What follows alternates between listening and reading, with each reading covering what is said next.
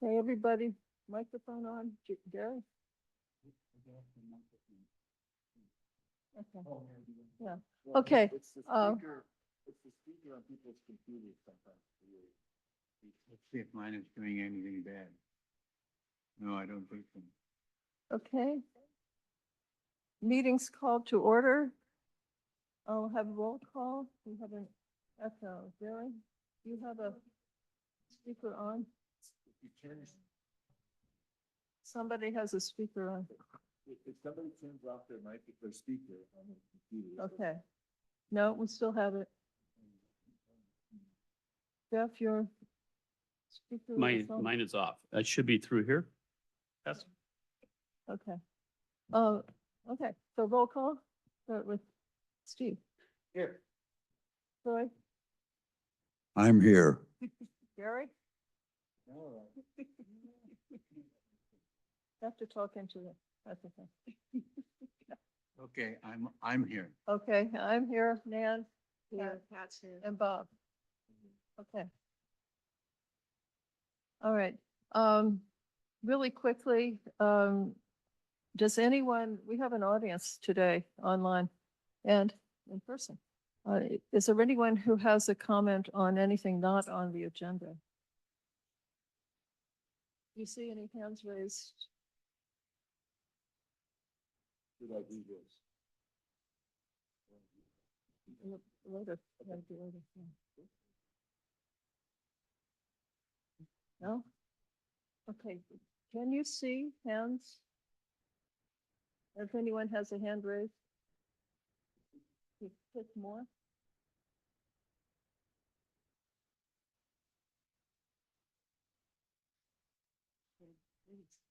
That's interesting. Okay, don't see anything? Okay, then we'll proceed. First item of business is our invited speaker, Jeff Bachhuber from PG&E, who is the Director of Geosciences in the office in San Francisco, manages a team that is incorporating new research and into practical application for improvement, basically improvement to the system. And he's worked for 40 years in geosciences. He's an engineering geologist, right? correct. Yeah. Yep. By Mhm. trade. And has worked at geoscience, geologic disasters all over the world. So I chase geohazards. You- he chases geohazards. Okay, Mhm. I like that. Okay, so Jeff, would you like to? All right. Well, thank you very much for the invitation to come and present. I see you all have a pretty good technical background on faults, earthquakes, geology. So that's great. And I have a number of slides. First, I'll discuss, let me pull up my presentation here.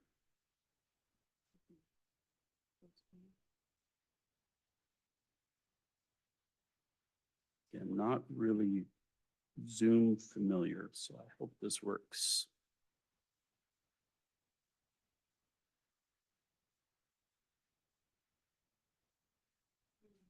All right.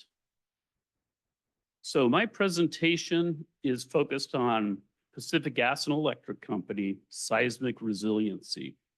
My primary role as Director of Geosciences, which was Lloyd Clough's old position, if you're familiar with Lloyd. Big shoes to fill. I'm sloppy in the shoes still. They're not quite fitting yet. But my primary role at PG&E is to assist the company evaluate geologic hazards and then develop mitigations, quantify the risk with the idea to improve our system reliability over time. And I'll first talk through really the big test event that we had, the 1989 Loma Prieta earthquake. And then I'll give some examples of our various programs that we have in place to improve seismic resiliency. And then I'll talk a little bit about some research that we're doing in this area along the foothills fault system. And any questions you have, I don't know if you want to have questions as I'm going through the presentation or at the end. Either way is fine with me. Okay. Yeah, so I can handle questions that come up. And you'll flag me, Bob, if somebody raises hands for a question. All right. Well, we'll go ahead and get started. Looks like I advanced actually a couple slides here. Okay, so this map here we'll revisit a little bit later on in the presentation. This is an example of a model that we've developed where we can test our PG&E system, electric and gas system, using different earthquake events. And so we could pulse that through our system and then see where we would have damages. And this is a key way that we identify our weak links and then could put focus on prioritization to mitigate those. This slide is an overview of PG&E. So we have a very complex, large system. It covers pretty much from Bakersfield north to the Oregon border. Service population, 16 million Californians. And you can see on this slide, that's 1 in 20 Americans. So a significant amount of the national populace. We have 27,000 employees currently. And we have really been trying to support the state of California green energy initiatives. And so it's something that we've spent a lot of time and have various programs is to integrate green power. You can see here 715,000 solar customers are within our service territory. I think that represents the greatest density of solar owners in any utility nationally. And another big increase is electric vehicles. And so we're supporting that. And we see that that's going to have really increasing demands on our electric supply. Already we're seeing that, and we forecast that to be taking off. So PG&E is looking to have significant expansion over the next decade or two related to that.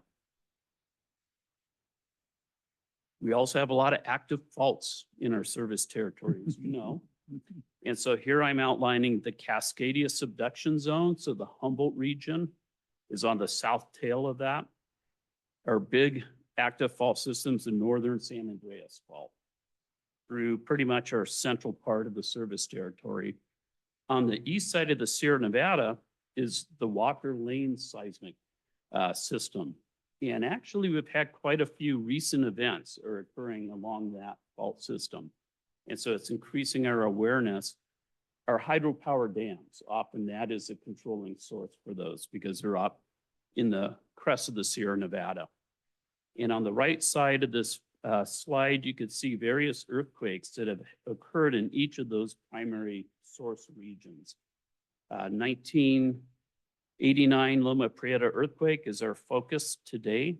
We just had one in December up by Humboldt, the magnitude 7 Cape Mendocino earthquake.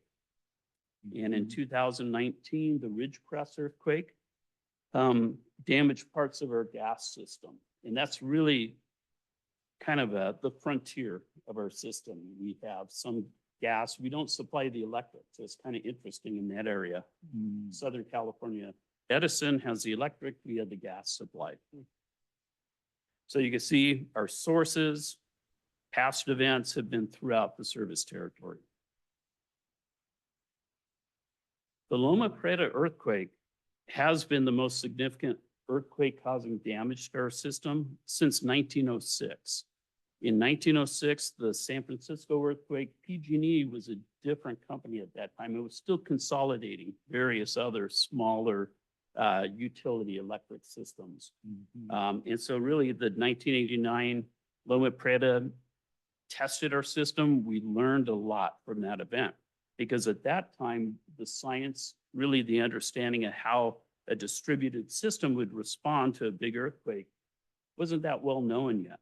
And so I'll be explaining some of the lessons learned and then how we integrate that going forward to reduce our exposure to earthquake events. And you can see here on the map, the location of the Loma Prieta earthquake right in the middle. And it is in the area of our greatest customer base, density of customers and assets also. During the event, we did have extensive system outages. They were caused by disruption of power generation. So at the time, we had some fossil fuel plants in the Bay Area. Those are all now decommissioned. But it did cause a break in our electric supply. We still had power on the grid from out of the area generation sources, but a significant amount at that time was still locally generated. Most of the damage that we had was in our electric distribution system. And I'll be talking about that. And it caused cascading failures. So if you have damage in one substation, it's going to cascade down and could involve the next down the line substation. It extended through 9 counties in the greater San Francisco Bay Area, the damage.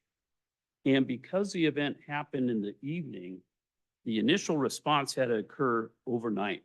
And so that complicated the response. Yeah. I'm not thinking any trade power to the grid actually save, fires. Was that natural? We took down power plants. It was primarily from the drop of the power generation and the damage of the substations, but we did cut off some of the gas distribution areas. In areas where we had damage to the gas system, the company did shut down supply to try to isolate the damage there. But not electricity. Not electricity, but unanticipated. it was unanticipated. However, now with wildfires being really our primary hazard that we're dealing with, we have implemented microgrids, different types of quick shutoffs for the system. So we do that now. In an earthquake event, because you don't have the warning that you would, as you do for a fire, often for the earthquake, it's just, it happens. But what we've done for the wildfire mitigation also helps out for the seismic response to reduce the extent of damages. So I keep flipping forward, I apologize. So for the electric transmission system, our towers and transmission lines perform well. It was primarily substations where there's more fragile components that were damaged during that earthquake. And I have some examples here. So this is a typical example. Fragile buses and transformers toppled. And so that took the power out through those substations. We were able to reroute some of the power supply. So that helped us restore the system quickly. And because of the vulnerabilities after the event, we identified old equipment that really wasn't appropriately seismically designed. And so that has been replaced since. And now going forward, we do seismic qualification. And so over time, as we replace old equipment, it's really making the system more resilient. I think I have an automatic timer here. For the gas system, our gas transmission system performed well. So we didn't have any major failures of the large diameter gas transmission pipes, but extensive damage to our low pressure distribution lines.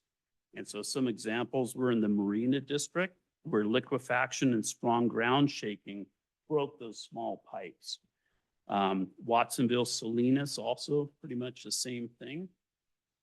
We formerly had quite a bit of old cast iron pipe, which is really brittle.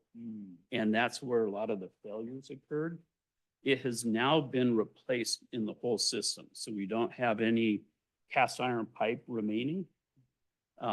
We have replaced it with polyethylene plastic pipe.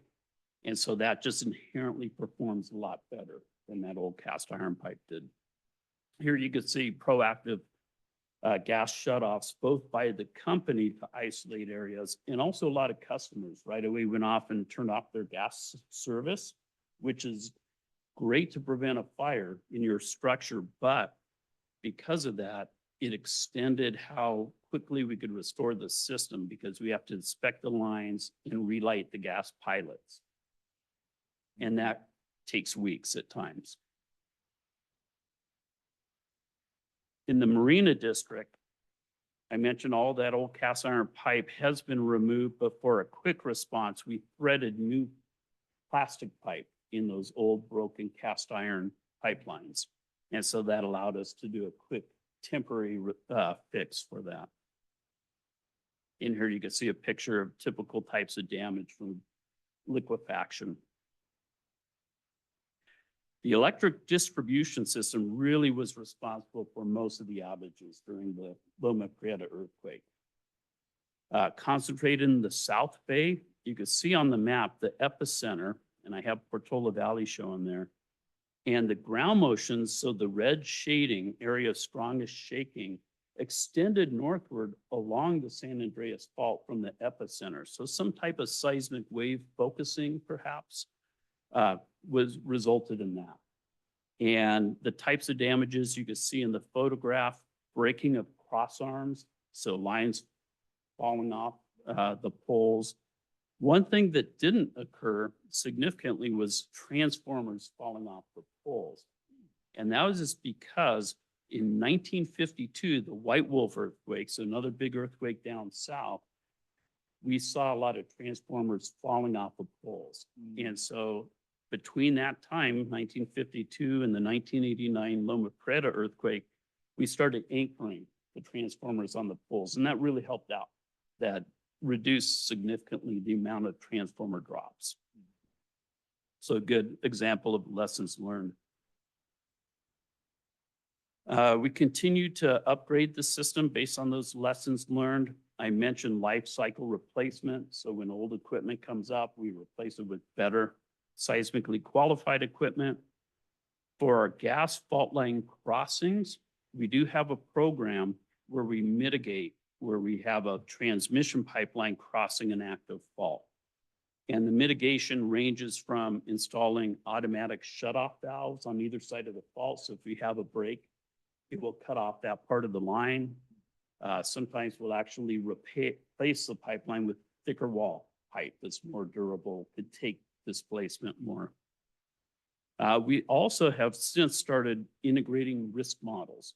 And so I showed at the very beginning of the presentation that map where we have a system to test using different scenario earthquakes, and we'll see where we have potential breaks. And so all that really started after the Loma Prieta earthquake. For emergency response, I mentioned that the earthquake was in the evening. The initial response was overnight. This was really the first big earthquake we had had since the 1906 earthquake. And so it was an eye-opening event for the company. Couple things that we have since done is now we have a dedicated emergency preparation and response group. And so we have crews on call on a rotation. And so at any time, if there's an unexpected event, we already have the plan in place. And we have a company emergency response plan, and that goes through different scenarios and instructs in general the strategy, how the company will address this event and start restoration. And it's not only earthquakes, it's also wildfire, heat events, other types of emergency situations. We do perform annual exercises. So last December, we had an exercise for a cybersecurity event. So this is another emerging threat, really major for the company. At any time, we have thousands of potential hits trying to break into our system. We had this ongoing 3-day cybersecurity drill when the December 5th Cape Mendocino earthquake happened. And so we put that drill on hold and said, all right, we have the staff, we're going to shift to this real world event now. And so we were able to quickly shift and respond to this earthquake that was actually occurring. And so that's really helped us. And a lot of the annual exercises we have jointly with other utilities and other partners such as state agencies, because what we're seeing is there's a lot of interdependencies. So if our electric power is shut, East Bay Mud can't operate their pumps. And so we're trying to address that by greater collaboration. So for community energy resilience, we really need to understand the needs of our communities. We do have plans to prioritize restoration for emergency response first responders. But also for each community, they may have certain needs. And so we're trying to increase our outreach. So this is a great meeting as part of that program. Really work with our customer base to find out really where our unique needs, and then trying to address that in our response plans. There's three primary components for system resilience. So now having a system that can sustain unexpected emergency events as well as possible. Preparation, and then the initial response, and then the recovery, which usually takes some days or weeks after the event. As with better preparation, you could shorten that considerably. So I show here on this diagram for seismic risk, we have preparation and response related to our assets. And this is maintenance and inspections, making sure our equipment is in good shape, being able to inspect very quickly after an event, upgrading the equipment over time, and then having equipment spare. So there's some locations where we can't reasonably mitigate because of the cost to replace, let's say, a large pipeline segment, but we can stockpile material so we could quickly access that for the restoration after an event. Organizationally, we're performing the damage modeling and have the emergency plans in place. So we're ready to go. And then situational awareness. So we've spent quite a bit of effort to develop hazard notifications. And we have what's called the Hazard Awareness Warning Center. And that's 24 hours a day, 7 days a week. And they're monitoring different information streams. So the internet, they have radios with first responders. And so as soon as a notice of something developing is picked up, it's messaged through the company. So we're trying to stay on top of that information. Here's that map again, showing our system earthquake risk assessment tool. And so this is for an example of a Hayward earthquake, the Hayward scenario that some of you may be familiar with. This is a scenario developed by the U.S. Geological Survey, and we participated in that. And so being prepared for a future large Hayward earthquake event. And so for that event, you can see the red triangles and red lines are areas that would have likely damage to our system for that earthquake event. And then the cooler colors, yellow and green, a lower potential for damage. And so this allows us to really focus where we would expect the damage to be most significant. For situational awareness, we have a tool called the Dynamic Automated Seismic Hazard Dash System. And this is a notification system that takes the initial feed from the U.S. Geological Survey, and they'll issue the shake map showing the extent of strong ground shaking after an earthquake event. And then we have damage models. So for our gas distribution lines, gas transmission lines, electric transmission and distribution, we develop reports. And so this instructs our crews where we think the damage is most likely. And so first response, we could get our crews out to those areas.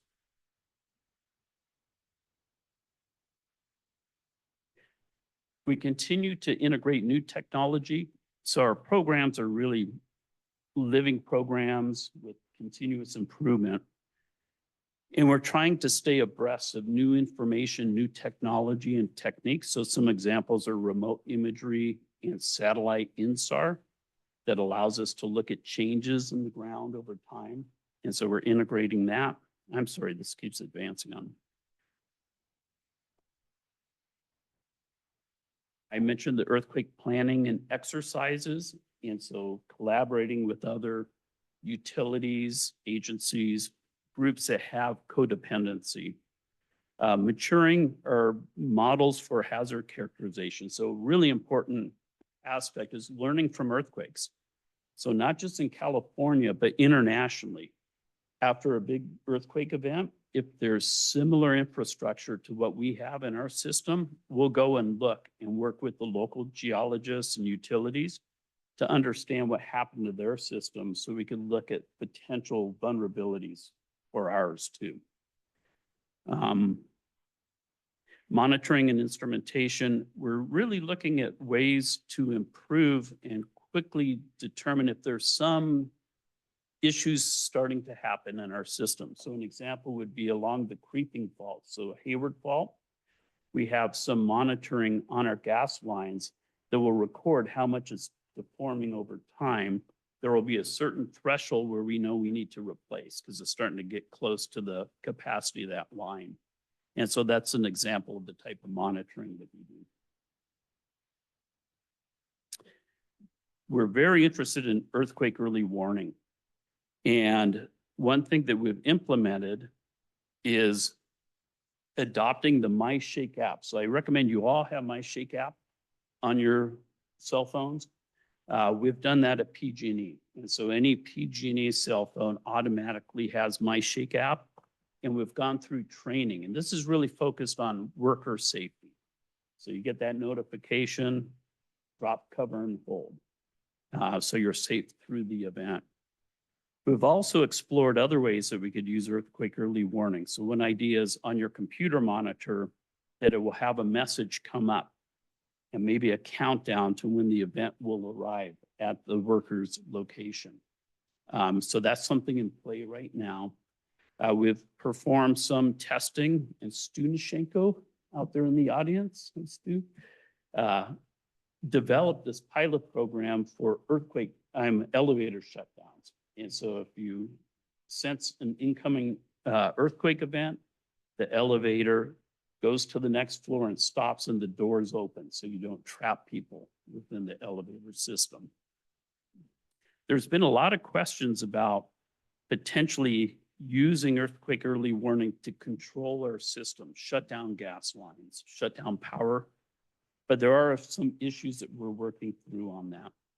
First off is the potential for false positives. So the earthquake early warning system is still pretty young, and it does have some false events that come through. If we shut down part of our gas system for that, it's a big cost and a big restoration time to go and inspect the lines, relight pilots, et cetera. And so that's something we haven't yet adopted, and we're exploring to see the best way to potentially use that. We do have automatic controlled valves, but they're based on a seismograph at that valve location. So earthquake early warning doesn't really give you the ground motion at that particular component, let's say a gas compressor station. With a dedicated seismograph, you could set it if it exceeds a certain shaking, then it triggers the valve. And that seems to be a more reliable way to address that.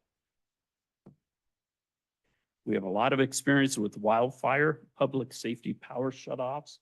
So we're implementing electric power safety shutoff, EPSS equipment on our electric distribution lines. And what that does is within a 1/10 of a second of detecting a fault on that line, it will shut the power to that line. So if we have a wind event and a tree falls on the line, it could shut and isolate the power in that area very quickly. And that's been super effective. It's reduced our potential for triggering a wildfire. I think it's 90%, something like that. It's very effective. Another initiative we have is to underground our electric distribution lines. It's costly, but it turns out over time, it probably actually saves money because we don't have to have the vegetation control, which is very expensive over time. Plus it increases system reliability during a storm event too, because you're not going to have branches, whether or not they could cause a fire, it maintains the system because it's safe buried underground. For seismic response, that also will be helpful. So a lot of these wildfire mitigations are great for the seismic resiliency also. Another example of new technology is we're using fiber optics to monitor some of our pipelines. I mentioned creeping faults. And so we could install fiber optic lines like in this photo on the gas transmission line. And so it could detect really subtle movements over time. We're also looking at dark fiber where you have fiber optic lines that are not fully used. And you could use part of those lines to integrate, to send a signal through the line or to detect seismic events that are picked up by changes in the resistance and other factors along that line. And so this is an area that's really getting a lot of push. U.S. Geological Survey is really big on this. And we're looking at ways to support that and eventually bring it in. Okay, the next couple slides, and then I'm done, are on some studies we're doing for local faults near Portola Valley. So there are faults on the east side of the peninsula that form in response to bends on the San Andreas Fault. So you'll have a significant bend and it's going to push some of that strain to other faults nearby. And these include the Shannon Monte Vista Fault. I'll try to outline it here. You can see my cursor. And the Baracol Fault. And then here's Portola Valley. Shannon Monte Vista Fault, based on some recent research, is believed capable of a magnitude 6.9 event. So same size as the Loma Prieta earthquake at a recurrence of 250 to 300 years. So that's pretty significant. So we're now looking at those as we're classifying them internally as active faults. If we have infrastructure that crosses those, we're going to treat them just like the San Andreas or Hayward Fault, maybe having shut-off valves like on gas pipelines, for example. And on this figure on the right, I show a gap in our knowledge. And so along that system, the Shannon Monte Vista and Baracol Fault come in just north of Portola Valley. We really lose good signature of those faults. And then we start to pick up maybe the Sarah Fault to the north. Question is, do these connect? And what if we have infrastructure in that zone in between? Do we need to do any type of mitigation? And so we've undertaken some and sponsored some work, geomorphic and geophysics evaluation to try to detect, do these faults actually continue across? What type of displacement could they have?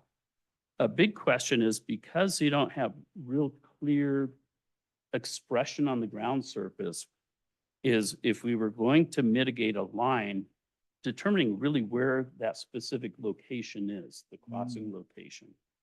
And so this is an area that we're continuing to work on. And I have some references that I could give you on those studies and what we're doing, some specifics on that. And that's it. So really appreciate, looking forward to any questions you have.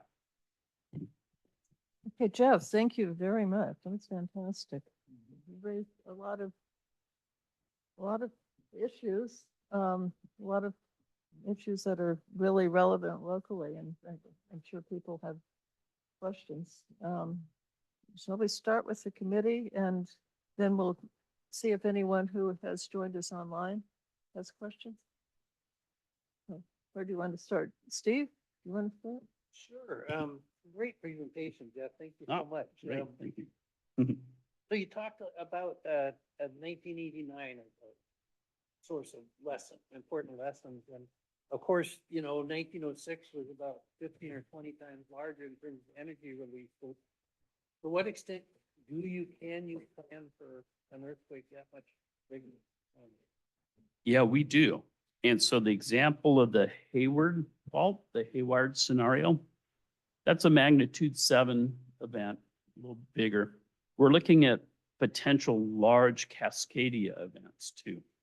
And in that model that we have developed, we can use very high magnitude earthquakes. And we do. We have run a repeat of the 1906 earthquake in those system models to identify now with our better resilient system, where do we still have vulnerabilities? So we factor larger events. Tsunamis are a concern for our Humboldt facilities. We have a gas generation facility there, and also storage of our old former nuclear plant up there. So we have some dry cast fuel storage.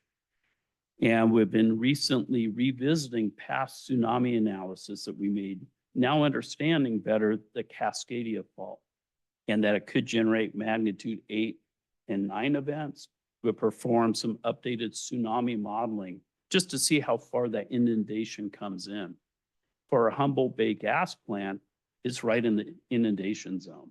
So we know that that facility will have considerable damage. And we're looking at potentials for putting deflection walls to protect it from the initial incoming waves and any carried ships or logs that could impact the facility, but it still would be flooded. And so those are the types of things that we're trying to keep on top of, really looking at some extreme ends of potential earthquakes and effects. For the San Francisco Bay Area, just the last year, we have developed updated liquefaction deformation maps. So the U.S. Geological Survey has great susceptibility maps defining which units are more likely to liquefy. But we've taken it the next step now during a certain earthquake event. How much ground settlement or lateral spreading do we expect? And with those maps, it gives us a better understanding really what can happen to our system in those zones of liquefiable deposits.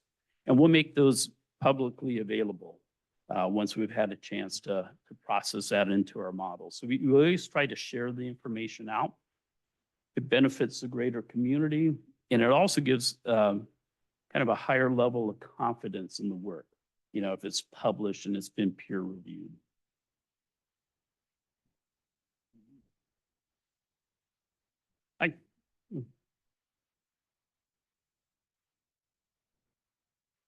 My questions are more granular, given the wildfire disaster we're seeing in Southern California, how would you contrast how PG&E is handling stuff like that versus Southern Cal Edison? It seems that leading just now, they're starting to do like this microgrid shut off of power when the wind picks up again. I think we're ahead of Southern California Edison because of what we went through 2017 onward. And so that's been really a major focus of PG&E. We are instructing Southern California Edison on some of the things that we're doing. We did send down some crews under mutual aid support, but implementing like the electric power safety shutdown, EPSS, that was developed at PG&E, but now we're trying to help other utilities implement that too. So this is a huge wake-up call, and I think we're going to see Southern California Edison and PG&E really sharing experience a lot after the events down there to try to help them.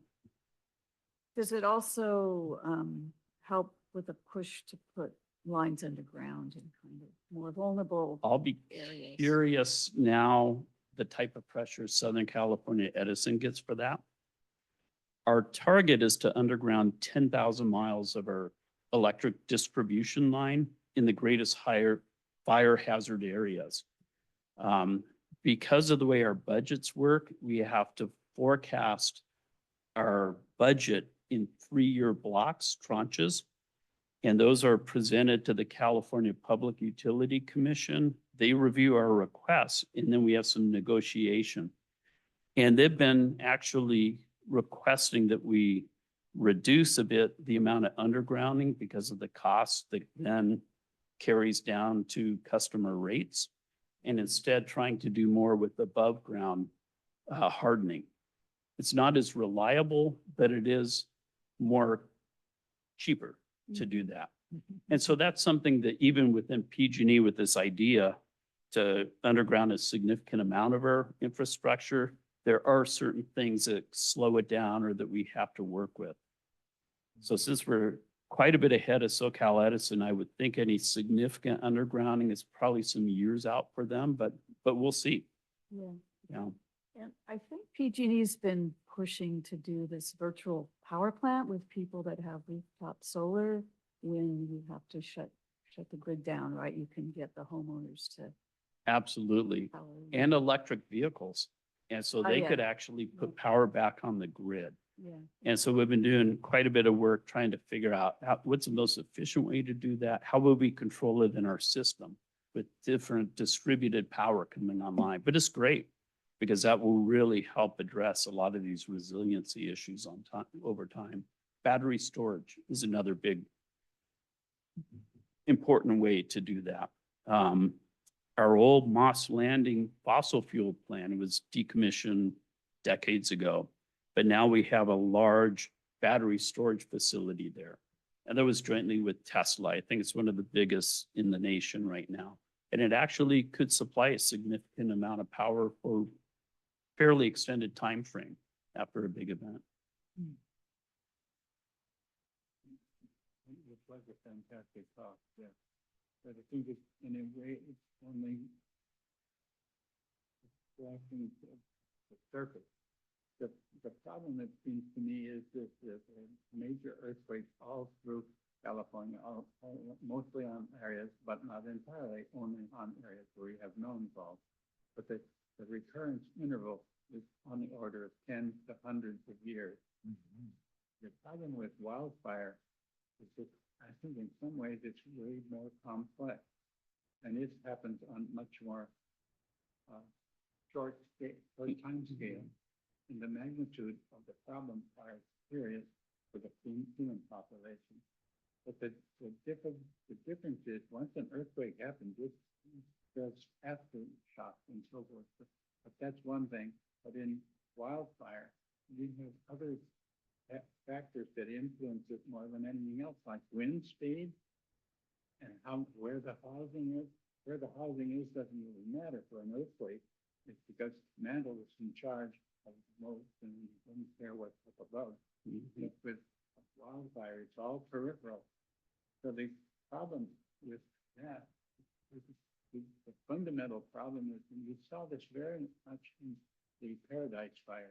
I looked at the air photos after the wildfire, and houses were all gone.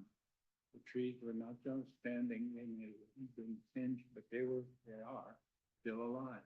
And that's the problem here that we just saw in place, well, for the Palisades. Who thought? I lived there and I for 30 years, and I thought, no, we're safer far from canyons and all the brush. But you're sitting on a powder keg. The houses themselves are with municipal problems that all have to face. So working with PG&E, the problem is so much larger than PG&E. It's where the houses are, and it doesn't mean you have to be near the wild urban interface anymore. It is downtown Chicago sort of thing. And It's scary. Yeah. Yeah. Because that's what can happen. And once started, the houses are at the powder. And Yeah, they're the primary fuel yeah, and you source, the home. can't control that. Excuse me, can you have people speak into the microphone? We can't hear in the audience and the outside. Hey, Derek, Okay. Derek, All right. can you summarize your question? and Yeah, speak into the yes, microphone? I have summarized it in a couple of, oh, thank you, Bob. It was so much more helpful. Earthquakes are located along major fault zones and minor fault zones, and some fault zones we haven't even recognized, but they occur on an interval that is tens to hundreds of years apart. Wildfires are a function of so much more, like where the houses are, because why? The houses are powder kegs, ready to go up in smoke when a few embers fall on them. Well, not a few, a lot. But it's where the houses are. It has nothing to worry about where the houses are for earthquakes. Well, there are, but the prime source of problem of where the wildfires are is where you put the houses, and that's already a fait accompli. we can go forward and do differently. I would like to think we would. We didn't in the Oakland fire. And probably not others either. But the magnitude of the problem is so much more severe in terms of wildfire, which occurs on a more common interval, quicker interval, and due to global warming, which is underway and has been underway for some time. So that's a serious problem which sort of makes some of this less, if not irrelevant. We should do it all, but how can PG&E address what's problem of human occupation? That's Yeah. a fundamental problem, it seems to me. We are not supposed to be living where we are. Yeah, we could do what is possible to reduce the ignition threat from our infrastructure. Yeah. But then the consequence, if a fire does get triggered by PG&E or some other agent, really the consequence is driven by where the location of the buildings are. And as you mentioned, it's really becoming apparent that maintaining a defensive clear space around your home isn't really getting you there now, because the embers will get into the attic space through vents. And that's something for building codes. And I have heard that they really are looking at that, trying to have more, better ways to protect the ventilation system in your roof, in your attic. Controlling building in highly vulnerable fire zones. If there is a house that gets permitted up in the hills in a very high fire district, we still have to supply power to those locations, even if it's just one customer. And so that's really made our system vulnerable because of that. And that's where we're really looking at the undergrounding, is in those types of conditions for sure. Jeff, I have a question on undergrounding. One of your primaries coming into Portola Valley goes from down in the vicinity of the intersection of Alpine Road and 280 and comes all the way up Alpine Road, past Willowbrook, which is the last turnoff. And somewhere along there, there's going to be a new housing development on land that's currently, forever owned by Stanford. And I have heard rumors that part of that development will be undergrounding that high voltage primary for about a mile as it passes what we call the Stanford Triangle. Would that motivate PG&E to look at the rest of that particular high voltage primary as an opportunity to get the rest of it safely underground? Potentially.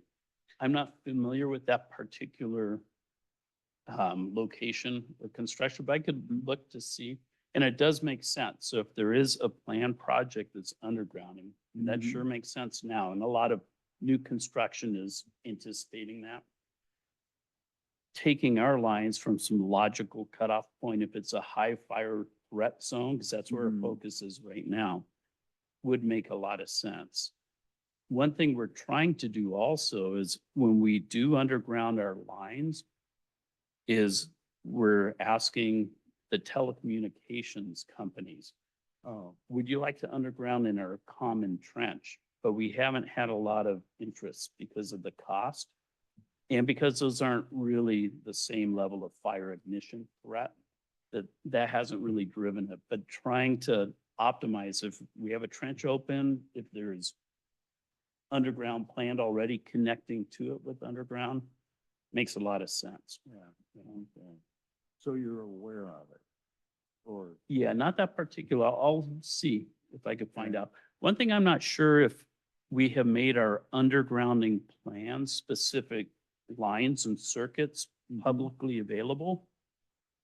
I think in a general like zonation, kind of response or maps, we're focusing in this general area. I think that's publicly available, but specific circuits, I'm not sure.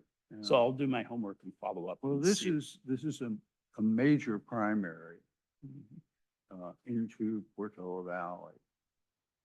And I'm very aware of it because I drive Alpine Road almost the full length every day. Mhm. And I can look up and see those poles just looking to be burned by a crown fire. And my assumption is that although this is geologic safety, earthquakes generate fires. And if you don't believe me, go to the marina. Yep. Japan has a Oh. lot of incidents. Fire after earthquake. Mhm. Those models I was showing, our next step is to look at that. So far, we've just been looking at damage from the earthquake event itself. Mhm. But now what is the potential if something fails for a catastrophic wildfire to develop or urban fire nowadays? And that's something that we haven't integrated into our models yet, but we're looking at that. Because you're right, that has been historically precedented. All right, thank you.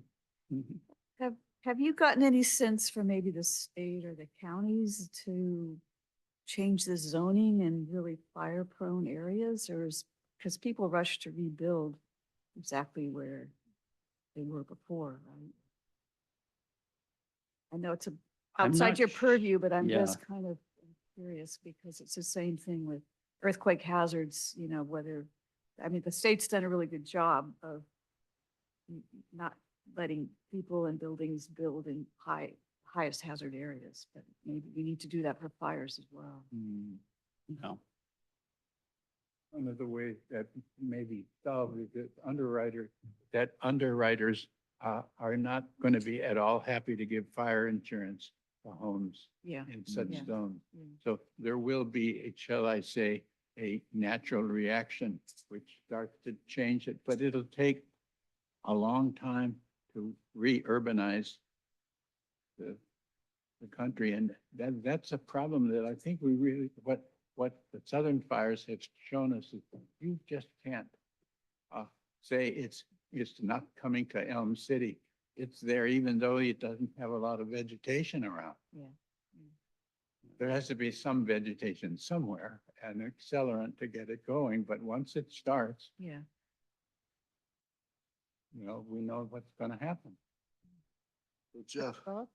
a couple points. First, thank you for this thank you for coming. Thank you for the presentation. I enjoyed all of it. Resilience. Some of us are working on geologic reports of faults in Portola Valley. And while I can't say when they're going to get done, so don't hold your breath. But when they hopefully do get finished, we'd like to share them. I think it seems like some of them would be of interest to you.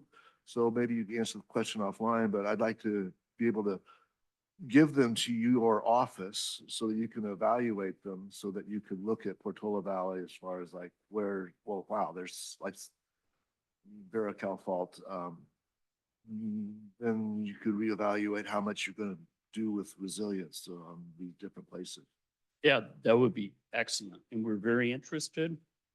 Showed you some of the work that we're currently doing to see how it connects with your studies. Okay. And so we'll do a share, cross share would be really helpful. Well, maybe offline, I'll just tell me what's the best, you're a director, you're busy. Is there somebody else you want me to send things to? You tell me and. Yeah, we'll I'm figure good that at out. delegation. I have the right person.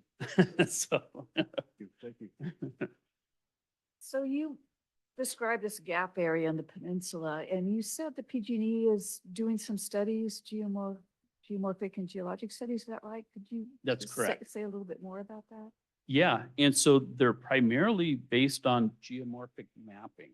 And what we've found is even though you don't have a surface expression of these faults, along trend, you'll often have a change in stream gradient. And if you link those up across multiple streams, it could give you a pretty good signal. We're looking at uplifted bedrock Mhm. that may be covered over by more recent alluvium. And that's where the geophysics comes in, to be able to image down and really see that buried bedrock surface. So that's the type of work that we're currently doing. Yeah, and those papers that I'll share explain that in some detail. Yeah. Thank you so much, Jeff. Really Mhm. fantastic talk and so relevant to the concerns we have here. I've got, s- your talk has sparked several questions. One is the research specifically on or the research you have available on the Monte Vista Shannon fault system. I know the Shannon end, the southern end is known to be active, Mhm. and the northern end has active question mark.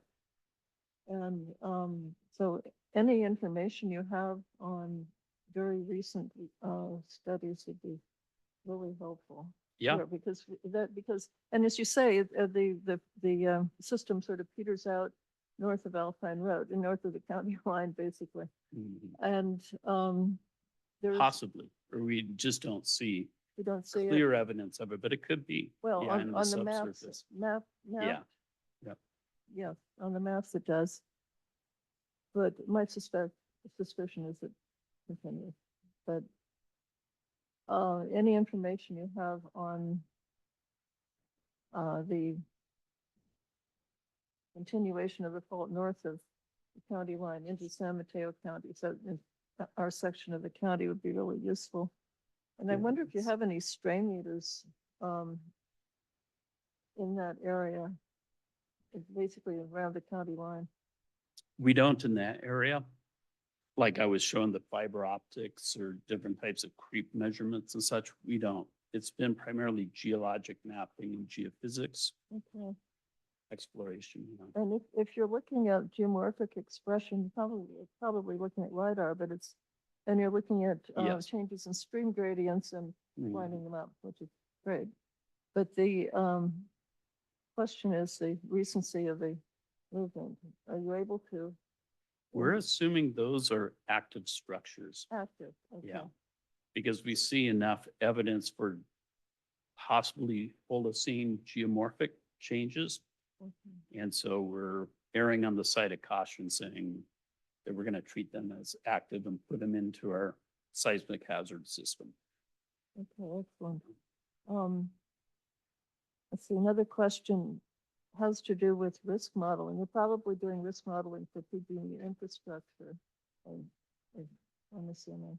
But if you're doing something similar for,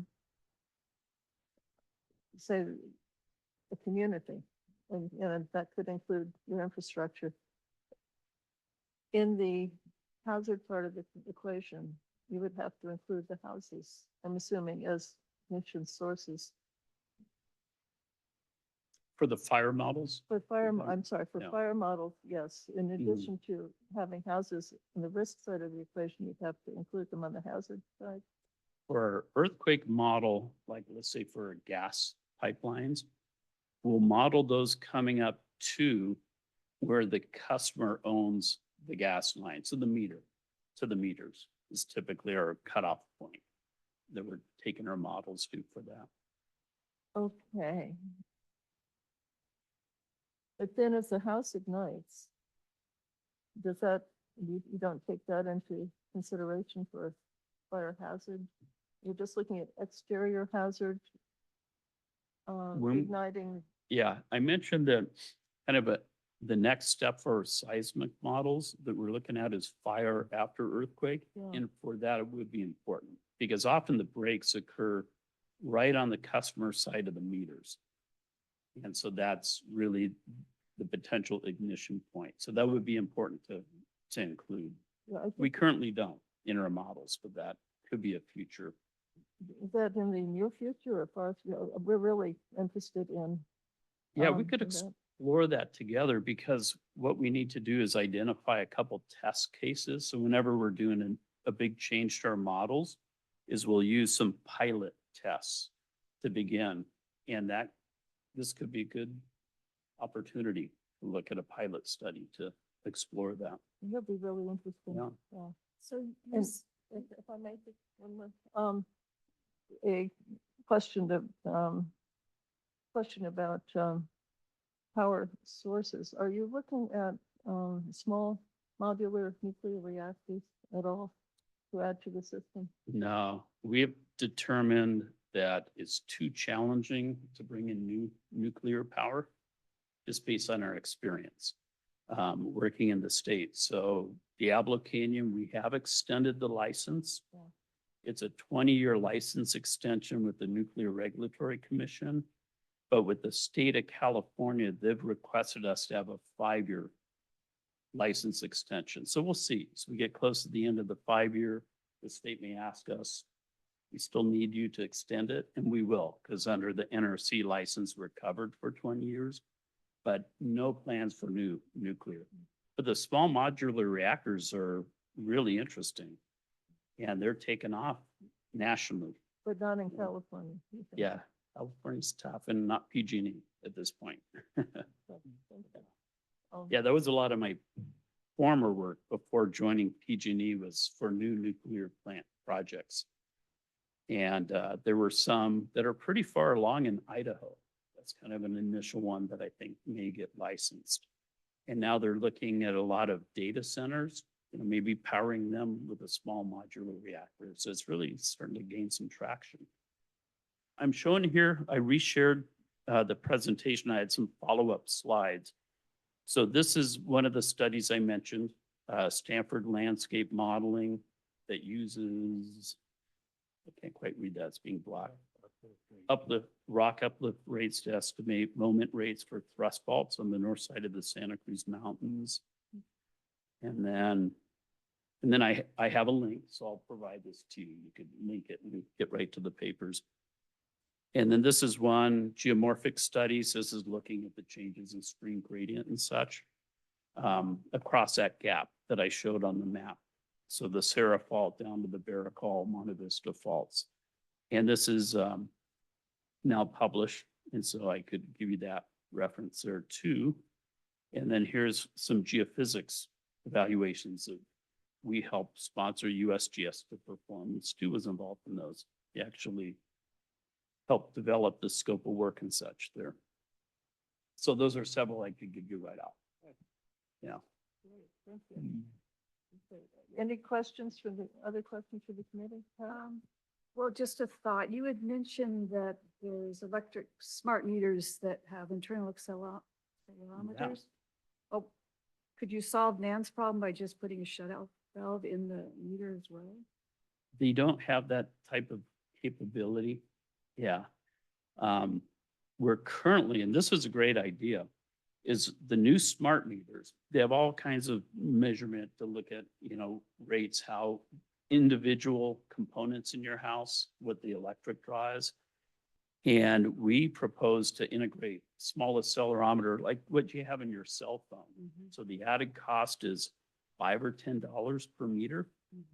And by doing those installations over time, we would have hundreds of thousands, millions of sensors to really augment the existing seismograph network. They're ready to go. And so in our new smart meter, when they start rolling out, they'll have this equipment already in there. But it's mainly just to sense, to acquire information on shaking. But we'll connect it up to our earthquake notification system and models, because what we're really interested in is it will give us a microzonation.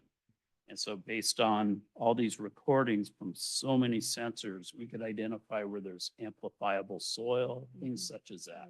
So we're really excited, but it will take a while, because even though the cost per meter is really small, the cost for the meter itself is expensive.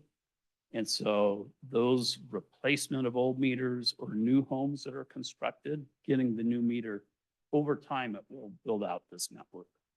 So, but I mean, it's useful just to remind homeowners that you should turn off the gas if you're concerned, even though there's a downstream issue of getting it turned back on. Yeah, Yeah. I have an automatic shut off of mine. On the customer side, they just have those balls that drop down at Okay. a certain level of shaking. Okay. I think that's a good thing to have as a homeowner. Is PG&E going to recommend that to their clients? They don't That's recommend that because it's really a client decision, but I think there are state requirements now that new construction, they need to have that equipment. We have it on our house, that it we installed, but the people that, people that installed our new, long ago, furnace have a trouble dealing with the flow of the pipe, and they think they can't deal with the shut-off valve. I don't know whether that's just plain lack of expertise or something. Somebody installed it and we should be able to deal with it. Anyway, we feel safe because we do have a shut-off valve. I just want to say one thing about all this. It is really important, I think, for the earth, it's very important for the faults to know as far as we can of the possibility of a major fault. The Barracal and the one you were just mentioning. Monte Vista. We have that blank zone, and we can't tell for sure that they extend, but the likelihood is, if you look at the trend lines, everything that passes through this blank zone where you don't have any data evidently, really suggested there is a continuity there. It's either got to be a homogeneous distribution of the material in the near surface, or it has to be discrete fault. And being thrust faults, they could have really high ground motion, especially the vertical. Absolutely. It's amongst the worst, the most difficult. The whole idea is where you think there's a fault, you better tell people that it's there rather than, as some people who are in real estate would rather say, let's not bother people with something that might or might not be there. We really need to have all that kind of data available. When I was working in the White Inyo Range in Eastern California, we used a lot of Landsat imagery. That's how long ago it was. But these things have a 30-foot or more digital size of pixels. But if you look at 2 or 3 miles of fault, you see these trends, and there are areas where you can see by eye that they go through. If you are on the ground, you'd never see it because you're not looking at a large enough landscape. So that sort of thing. It's got to be something going on there because the ground underneath is moving on the west side of the fault, north relative to the east side of the fault that we're talking about here. So it seems to me it's really important to have those on maps that yes, you say they're low certainty of where exactly it is, but that something's going on there is almost incontrovertible.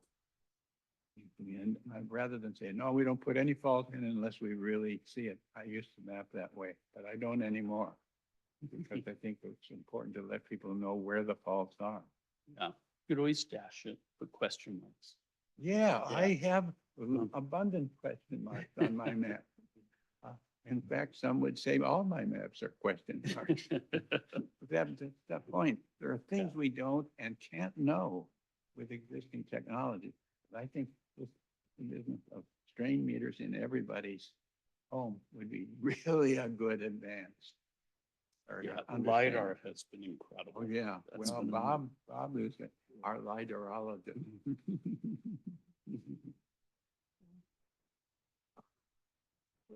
I have a question. I don't want to.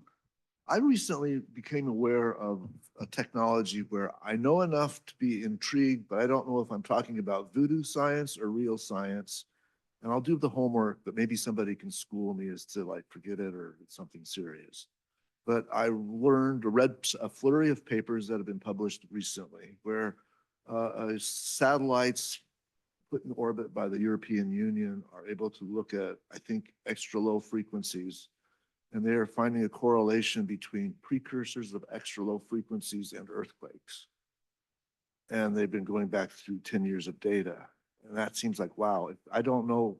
I'm guessing because I haven't read the papers well enough to have an opinion, but I'm guessing that this is potentially important information because should it prove valuable, then there may be a way to crack that holy grail of earthquake prediction, which has eluded us.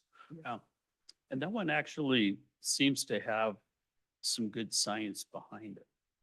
You know, that, as I recall, they're saying microfracturing prior to having really a major through-going fault rupture happen is a good signature.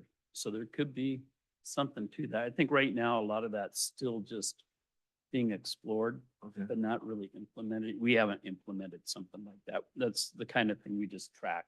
We'll keep an Given eye how on the it. papers are relatively new, and I haven't seen anything come out of the US yet, seems like, yeah, there's going to be this adoption and reevaluation. And sometimes the geologic community can be very, very skeptical, and we have to kind of, whatever. Is there any question from anyone in the audience? Online? Okay, well, wait a minute. Okay, let's take Rita first. Yeah. Do we have someone? I think we have someone online with the hand raised. Do you have? The question is whether you're unmuted. We see you online. Okay, no, I'm okay. There I- you are. Okay, I was waiting to speak. As far as the geophysical sciences of stress buildup in electric fields, a lot of that work has been done by a man named Friedemann Freud, who is at NASA Ames down at Moffett Field. I've known the work and I know him for 30 plus years. There's also another corporate group that's been spending some time both here and with people in Japan looking at satellite monitoring of those fields. And the early work looks very promising. Thank you for that. I can forward that information to Nan and see that it gets shared with you. Yeah, thank you. That would be helpful. Anyone else online? Okay, Rita, It's like Craig Taylor. wait, oh, pardon? Yeah, no problem. Hey Jeff, thanks very much for the presentation. It was great. I know you're a geoscience guy. I was curious whether PG&E is taking advantage or has access to the N5 sensors that we've recently installed around the Stanford lands and some in Portola Valley. I'm not aware of that. I'd be very interested to see what you have going there. Okay, maybe afterwards I can connect with you and let you know kind of what we're doing with the town. Yeah, how do those work, Greg? What's Um, kind of the general layout? So they're basically smoke detectors, very, very sensitive smoke detectors with, you know, the current buzzword of with AI behind them, so that they can detect the difference between, say, you know, barbecue smoke versus wildfire smoke. So I can give you, I mean, I can send you sort of a short summary of what the N5 sensor actually does, and then a little bit about our deployment. Thank you. Does that ring a bell, Stu? No?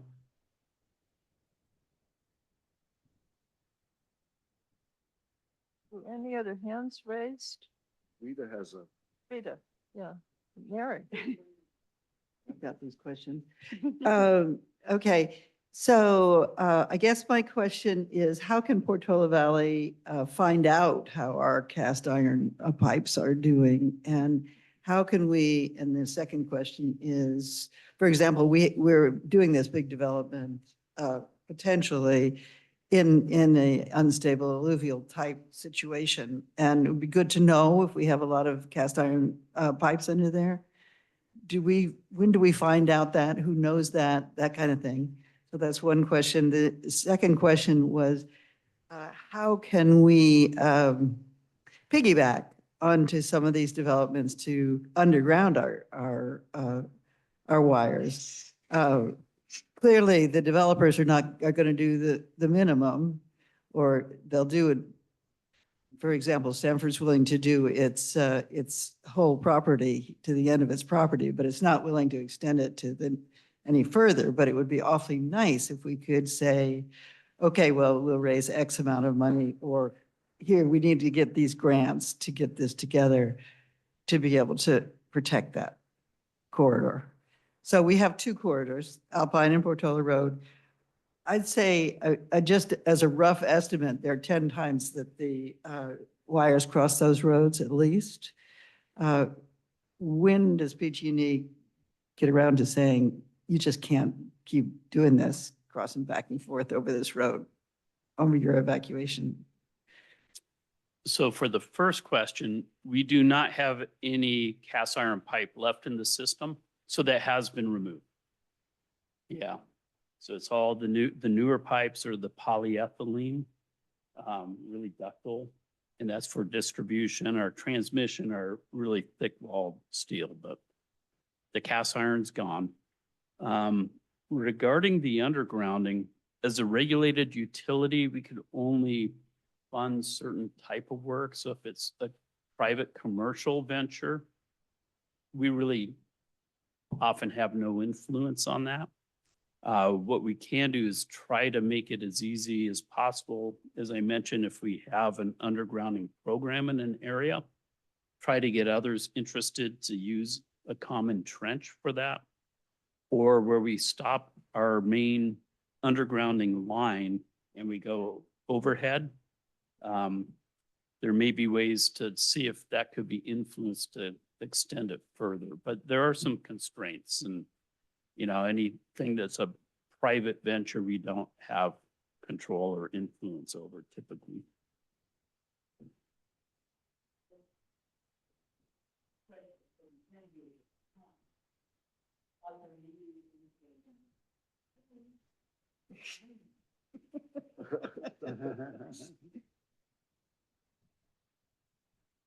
From the point of view of the town, how can we help you make those partnerships? Yeah, I'd have to look into that because our current program is targeted, and I think this is a high fire threat district, under our maps. And so it could be that we already have plans for undergrounding, but I'm not really sure what that looks like, but I'll check that out. As you mentioned, there's a new development and on Alpine Road, what if? That's such a big, Yeah. Okay, is there any question from, Rita in the schoolhouse? Rita.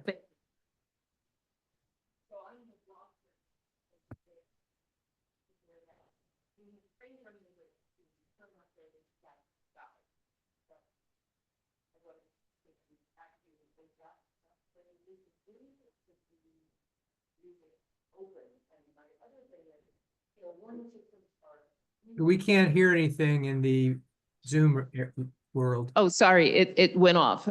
Warning systems are only as good as us having electricity and Wi-Fi, which we have constant problems in our beautiful, lovely town with that. And, reports from Southern California is messages going out to wrong communities about, their threat of evacuation, or people just not having electricity. My friends in Santa Barbara, it was all shut down. And they have no electricity and they're not getting information about evacuations. So undergrounding is really important. And I hope that, our town can work with PG&E to get some more undergrounding and that our town, and yes, Mary, I'm looking at you, stops giving exceptions to residents when it comes to undergrounding. And there was an earthquake this morning on the coast of Japan, and there's a tsunami warning. Okay, Rita, repeat your first question about turning off the gas, I think. Yeah, my first question about turning off the gas, I'm the block person for my part of my block, couple of blocks, and we have trained all of the neighbors to turn off, have the equipment and to turn off their gas in case of emergency before they leave the house. But from what you're saying about the delay of getting things back online with the pilot lights, is that the best practice? Yeah. I'll tell you from my personal feeling, I would turn off gas if I felt strong shaking in my house and saw some damage. But if you turn off your gas, you may have a long time period before it gets inspected. It should be inspected before you turn it back on. because there could be a break under the house. And so getting the crews out to do the inspection and then relighting, you have to be willing to accommodate that potential. It could be some time before you get that. But the consequence, if you have a leak and your house burns down, to me, it's worth waiting to get restoration and cutting off the valve. But from PG&E, our position is that, you know, really it's important to have that inspection in PG&E to relight your water tank after an event. Thank you. Rita, thank you for that information about the earthquake. It was a 6.8 on a southern island of Japan, and it was on a thrust fault.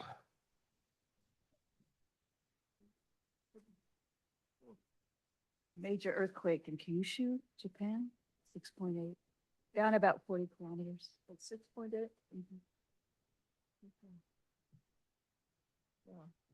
Okay, are there any comments or questions from anyone online on Zoom? I don't see any hands up. Any thoughts from the committee? Any more questions? Nothing's been generated, okay.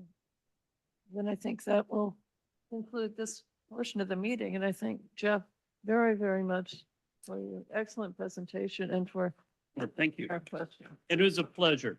Really have enjoyed interacting with the group.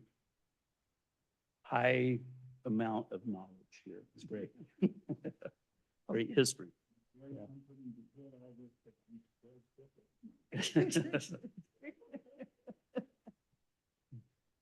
Okay.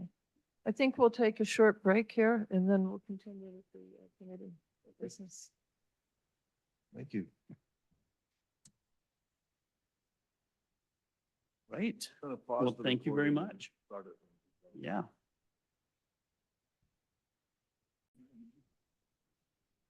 Okay. So thank you very much, Jeff. We're going to continue with the business part of the meeting. And the next item is next item is the resignation of one of our members. Okay. Audience? Hi, we're back in session. Thank you. Next item is the resignation of one of our members, Chet Rucky, who's been with the committee since the very beginning. And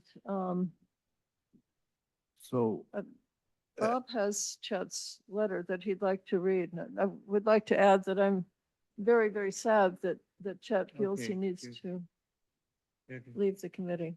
So recently, my father, who's not here, he's doing well, but he's just not here today. He sent a letter to Judith Haskell and to Nan, and he would like me to read it to you. It's a letter of his resignation from the Geologic Safety Committee. And his says his reasons for his resignation. The number one reason is because of declining eyesight, and hearing has reduced his effectiveness. And in this room, the acoustics are terrible, and it's always been hard for him to understand what other people are saying. The second thing he wants to say is, I am saddened by the fact that I was asked to join the committee in 1967, 67 years ago. It was called upon by the town in matters of geology and aided in emphasizing the need to be aware of building along faults. The committee proposed setbacks for construction along faults. That became a town ordinance. Today, the Geologic Safety Committee has been ordered by previous town attorney Kara Silver not to study faulting on the Stanford property in Portola Valley, and never rescinded this order. The town council has been advised of solid geologic evidence of faulting on the Stanford property, but sadly chose to accept use information designed, in his estimation, to obscure the existence of a fault. The third thing on his letter is the reason for resigning. The Geologic Safety Committee contains an array of unusually competent people that I brought in to the committee when he was chair. I hope the town will eventually use the committee as it did in its formative years in the 1960s. Signed, Chester Rucky. Thank you, Bob. Yeah, very sad. And your dad is, even if we can replace his position on the committee, he's not replaceable. His wisdom and his experience are not replaceable. So, all right, but we have to look forward, and we'll have, one committee Oh, I thought position you were open, doing the minutes. and we need to do a search for an appropriate member. So I would like everyone to think about, possibly, think about people we could contact to see their skills, their, interests, their education, whether it's be appropriate and whether they'd like to join. Okay. So we need to do a member search. The next item of business is election of officers for the year. And nominations are open, absolutely open. Would anyone like to be chair or vice chair or secretary? Those, we can continue with the current slate unless there's, yeah, Rita. Okay. Make sure the microphone's on. I've been looking at the who's online and who's in the room, and right now we have possibly 3 council members, and so we may have to make a change before we move on of one of them. Can you all hear me? Yes. Yeah. Okay. First, I don't know why, but my hand isn't working. First, I want to thank Chet Rutke for his many years of service. He's made a very large impact on our town, and I don't want that to go unrecognized. So sorry for going out of order or interrupting this particular moment. But I will log off and after I make this statement, and we are saddened to see him go off the committee, but we are incredibly thankful for all the time and effort and expertise. And I do want to agree with him that this committee contains unusual expertise, and that we hold you all in very high regard and look forward to your future contributions. So with that, I will go so that the others can stay. Thank you. Thank you, Judith. Okay. Okay. So we're now down to 2 council members, I think. Okay. So we're okay. All right, so election of officers. So from the 3 people who are not chair or vice chair or secretary, are you interested in any of the positions? The deafening silence on the other side of the room. No? Mary has a question.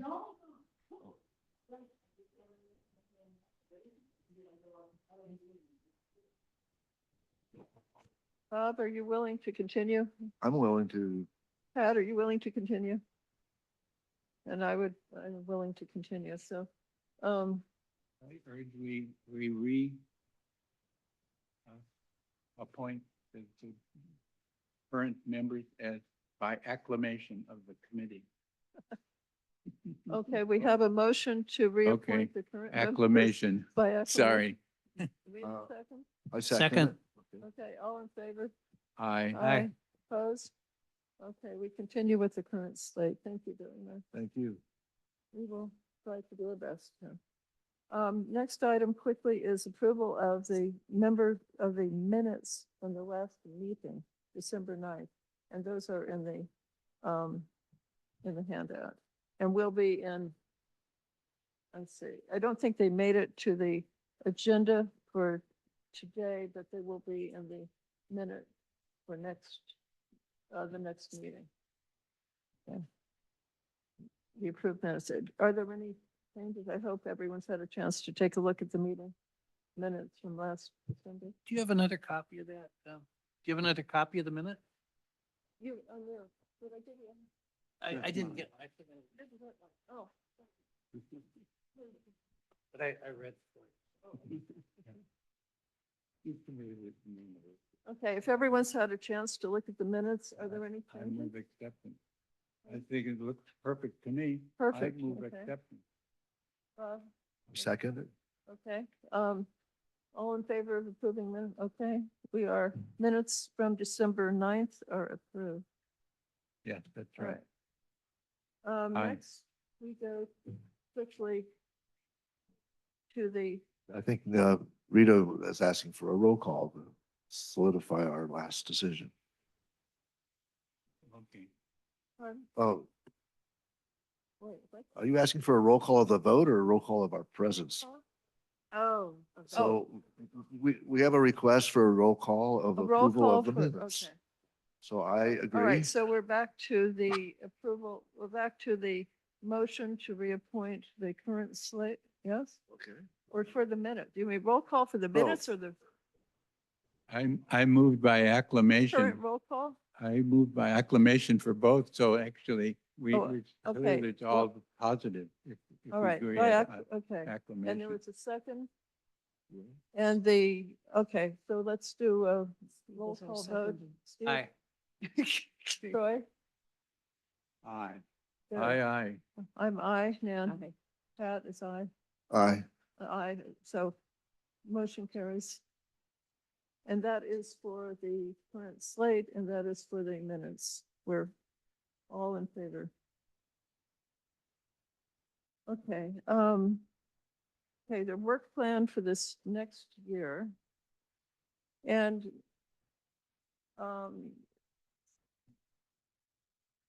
is on the second sheet, and that is on the, that was attached to the agenda that's online. So the check marks indicate items that we have finished or, yeah, finished basically. Does anyone have any suggestions for new areas or for dropping areas that are on the current work plan? In other words, changes to the work plan. I think we have lots of great ideas. The hardest part is to actually complete them. And, No response. Rita has a question. Rita.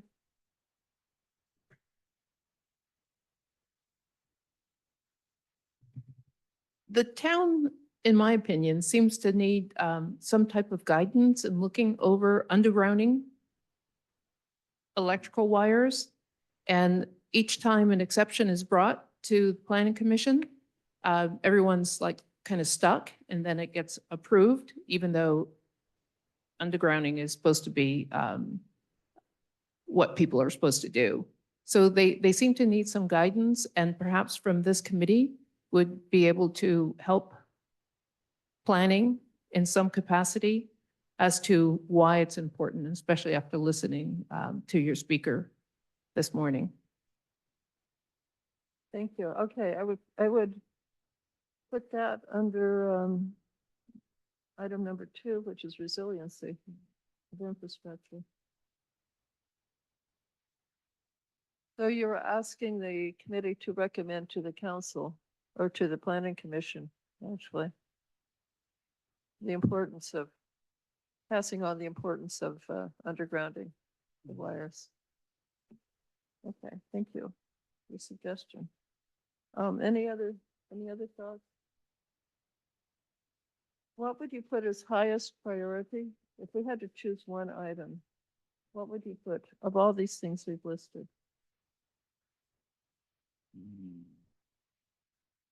The reason, yeah, I don't have any responses. The reason I have the work plan set out the way it is that a couple of years ago, these were the priorities that the town council had articulated for itself. So we aligned our projects with their priorities. So Mary, do you have any thoughts on whether town council's priorities have changed since then? The safety, resilience, the accountable and transparent governance. Same track? Okay, this is good.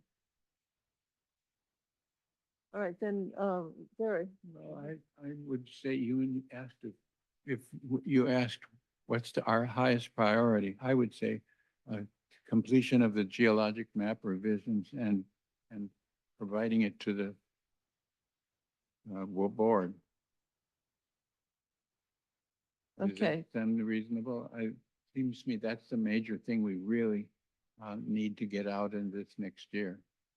the geologic map revisions, Yeah, because. yeah, and the text that goes along with it. And the group? The text that goes along with it, the discussion of the various faults and things like that. Okay, with the research that we've done. Yeah, So yeah, yeah. finish that up. Well, it does seem to me it one of the major things that the town needs to have for it to complete or to continue its own reaction plan. They need to know what the geologic fabric and frame for the town is. And this is just the way to do it, I think. This, Yeah, I agree that especially with coming building, because we're just going to have to be building in places that were never considered optimal before. We're going to be looking at places that are perhaps geologically not appropriate. I don't know, but it's possible. And we need to have the best, most complete maps we can that are going to be used for land use. We're controlling where building can go, where it can't go, where you need to, say where you need to trench to show that there's not a fault. If you're going to build on land that's not been, considered buildable before. All right, so what do? Have any other thoughts, Bob? Only one. I was doing some research on okay, so earlier in this season, we had some incredible rainstorms up north where the amount of rainfall in a single storm was amazing. And we didn't have it here, but it shows and it reminds us that that kind of thing, while unusual and rare, it is clearly possible. And the reason I bring it up is because I was doing some research on the lower part of Alpine Road near Ford Field. And if Los Trancos Creek floods, what I didn't recognize until now is that when it floods, it's going to actually flood Alpine Road. If it overtops the stream channel, it's going to overflow and Alpine Road will be swamped and the water will then flow down Alpine Road towards the Ladera Shopping Center, which also means that anything built in the Ford Field area is essentially in a very active flood zone. Thank you. Yeah, well, so we should be looking at flooding as well as,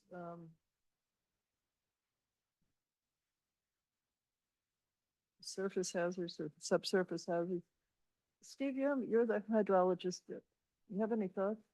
I think that's a good idea to remember that. And I was just thinking back to 1998, which was a flow of record on that creek system. It was about 7,000 CFS at the USGS gauge, and that goes back to 1930. So that's essentially the 100-year flood was 1998, and the next highest I think was about 5,500 CFS or something like that in that time period.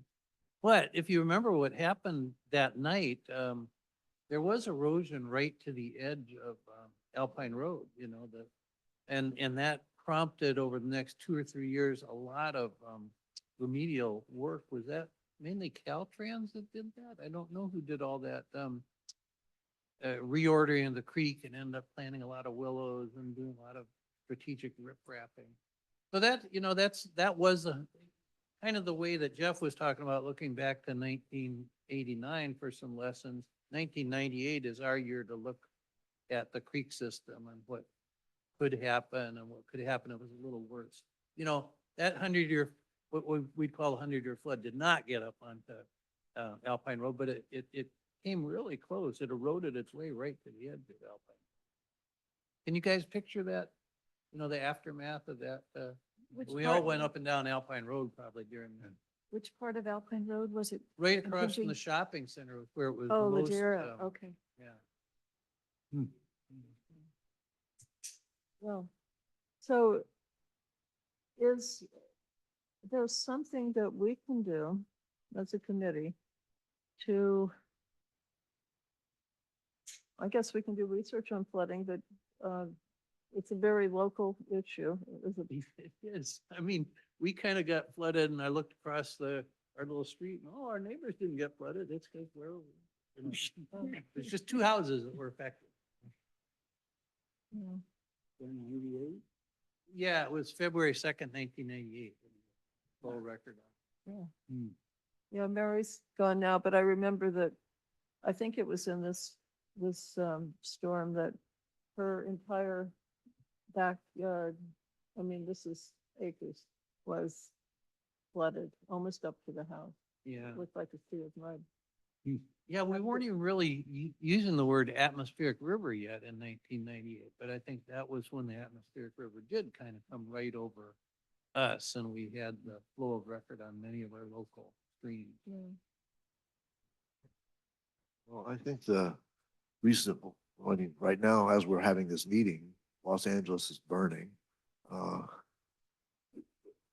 Our climate is completely, it seems like everything is off the records now. Yeah. Excuse me, I didn't say that well.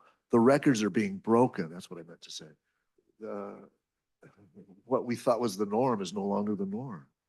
That's right. So the question is whether systems that were built to handle normal and above normal conditions, whether it's, well, let's say for flooding, are going to be overwhelmed again if we have a catastrophic event. And probably yes. And then we'll get landslides also. So. What you're saying, Bob, is a 100-year flood, informed by 100 years of past record doesn't necessarily project into that. That's a good point. Well, I mean, clearly up near what Russian River area, what 22 inches, and so it was so crazy. I'm sure the number I just gave was wrong, but there was an amazing amount of rainfall in a day or two. At least that part of the statement is correct, and it's just a matter of luck in the sense that yes, it was at a higher northern latitude. I think it's foolish to think, oh, it's only going to be in the northern latitudes and it's not going to come down to the latitude of the Bay Area. Okay, so shall we add flooding to the work plan to investigate and see whether it would be appropriate to recommend a higher level of for land use? It's actually for land use, higher level of protection, prevention. Say go to a 500-year flood wherever the ordinances specify 100-year flood boundaries. We go to 500-year flood boundaries.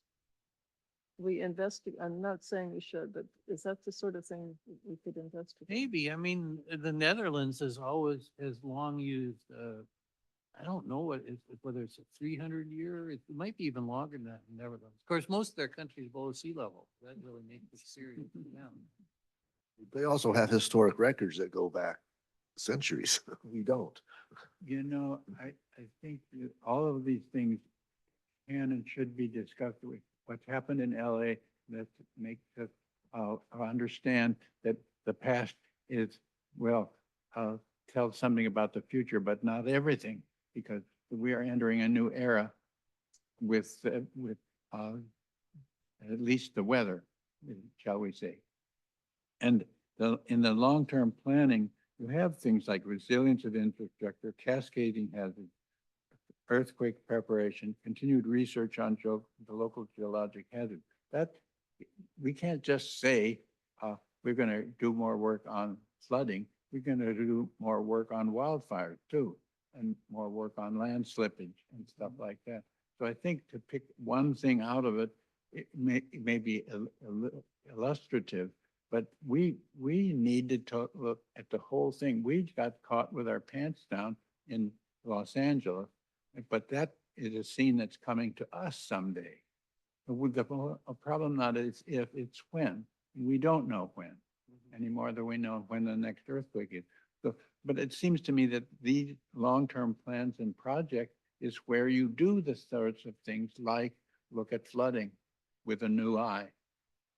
You don't need to specifically put anything else out because really the whole ball game is up for grabs. We've got to think more seriously about being better prepared for things that were inconceivable before now. I think we do anyway, but that doesn't mean we're ever going to solve the problem because it is still pretty inconceivable, some of the things that are liable to happen. And then they may not, but we can look at it and deal with it if to the extent we can. It's Yogi Berra said, making predictions is very difficult, especially about the future. Well, that's the problem. We don't know what things are coming. But we need to be aware of it. And this should tell us, we really need to keep thinking about the bigger picture, which is what you are saying, really. But water is just, flooding is just a part of it. I think. When you mentioned earlier about updating a map, it just seems to me that we ought to be aware of all kinds of things. Yeah. Put things on a map. To me, the map is what we really need to get out this next year. Okay, first the map, and then as Gary, as you so articulately said, we need to, do need to look at the bigger picture. We are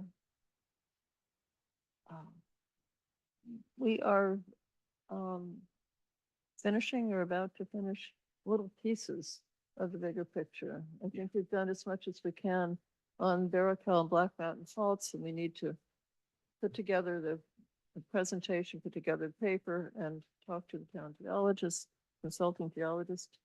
And then we've done Bob has done the evacuation, geologic hazards evacuation. And we need to finish, fill out the grid basically for all the hazards, one at a time. The thing of it is, it's a moving subject. We'll never be done with it. That's Really, true. because we'll learn things this next year that will help us extend our studies, and then the next year after that. And it is the case that the climate is changing, the society is changing, but there are all sorts of interactions. I never even thought much about housing. Housing is really important in terms of wildfire. Well, that's not the end. That's just a way station that we have to deal with.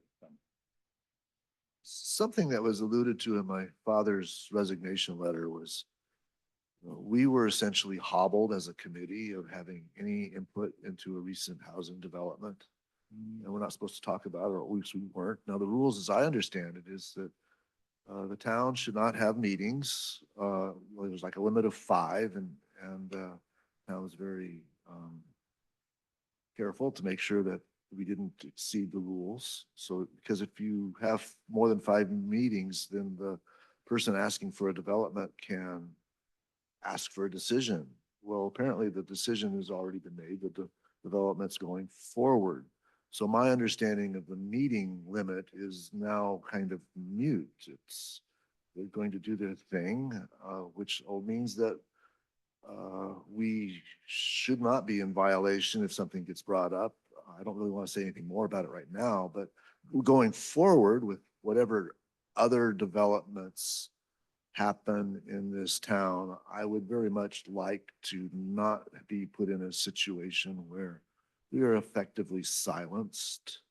I think that the value, the knowledge that's in this room should be incorporated into the decisions that are made as to far as what the geologic hazards are.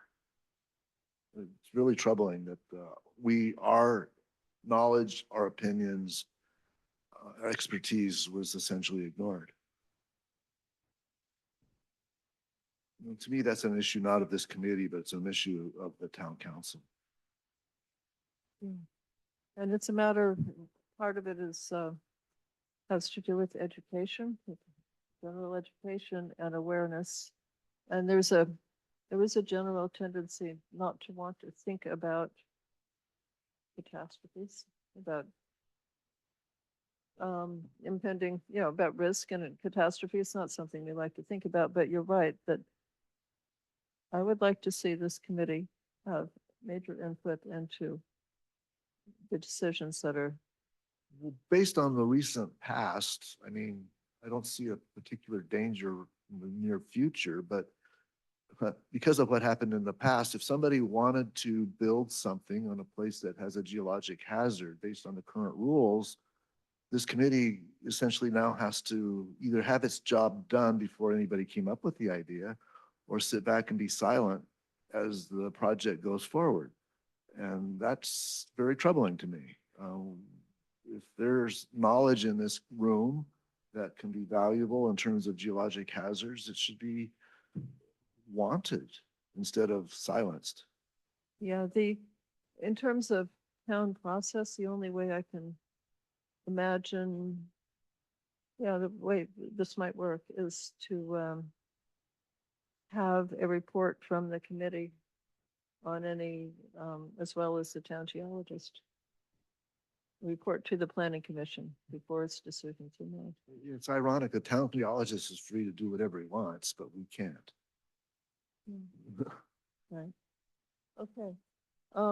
The most intriguing thing that Jeff said to me was the fact that PG&E is actively trying to map faults through that gap, and that they can, for planning purposes, they consider them active. I think pursuing that, what they're working on, who they're working with. He told me afterwards that they have a CRADA with the USGS, which is just a memorandum of understanding, and so USGS is involved in that effort as well. Yeah. Yeah, I would love to finish the fault maps through southern San Mateo County. Yeah, I'm more interested. So I think the point that PG&E is considering them active for planning purposes is something the town needs to grasp, because the town, as Gary mentioned, doesn't want to hear about stuff that's still considered questionable. Okay, so. So I think the fact that they, who have a lot of infrastructure invested in their work, that's how they approach it, and the town should take a lesson from that. Thank you. I see Christy has her hand up. Christy, are you still with us? Yes, thank you. A few comments. I do agree that this geologic committee should have a member that needs to be invited to assess especially larger subdivisions, multi-use and multi-family approvals. And you should be welcomed by our town to participate. In fact, maybe even write your thoughts on that and submit it to the town council. That I would like to see more expertise that's free, not even costing a cent to our town, rather than not invited. So how do we get you invited to the important trenching and seismic things that are coming forward with some of the subdivisions coming to our town, of which they will be more and more in the future? So know that residents are behind you in getting invited, and whatever you have to do to make that happen, to get the approvals, I would welcome and feel better. The second thing is the town. Well, I'm noticing on Creek Park Drive, there's some work being done to the right, if you're driving from Alpine Swim and Tennis, behind a new fence. It looks like an extra driveway, but they put the extra dirt into the creek on the left. So anytime we start making the creek smaller in places, that's not good either. And with the overflow possibility, it does make the trees unstable, of which we lost a 27-year-old driving on Alpine Road at a turn in the Los Trancos Creek, where a eucalyptus tree fell on his car driving out. So we have to prevent things like that. And yeah, I'm real concerned about the creek level and anything inside the creek that makes it worse for overflow reasons. But thank you for everything you're doing, and your speaker today. It was excellent, and keep on going. Thanks for your expertise. Thank you very much, Christy. Your comments have been noted. And yeah, I think the matter to be part of the process, this committee would have to work with the planning department at the very earliest stages of application for any development that is potentially on that is on ground that is potentially unsuitable geologically or for any other reason, flooding. So it's a matter of being authorized by the council and then being included in the planning process at the very early stage, not just writing a report to the planning commission. That would be the final step. It's almost like, maybe what I'm about to say is wrong. It seems like there should be some kind of a waiver or something else, but something like it, to allow our expertise to be in part of the process. It just seems fundamentally wrong to be silenced on Yeah. geologic. This is a public safety issue. Yes, it is. Yes, it is. Yeah, And and- Christy, thank you for bringing that up. If Yeah, we but- could, Could you write a letter today requesting this and get the town council's response? I think to get a letter from the committee, we needs to be an agendized item and we don't have it. We could pick that up next time. We could put that on the agenda for next meeting. Thank you, Christy. Yeah, thanks very much. Gary, do you have? I think that getting our map out and the ancillary text that goes with it to tell what the geologic hazards are in Portola Valley and the basis for understanding it, which is spatial, that would be most important thing, at least alerting the planning commission that, hey, you really ought to take a look at this map, fellas. But until we have that, we're still sort of in the stage of learning what the geology is. We know enough to be dangerous now. And I think that the problem is the town, we are a creature of the town. Allows us to work, but they don't have to accept our result. I'm with you on this. I'm enraged that that's the way it is.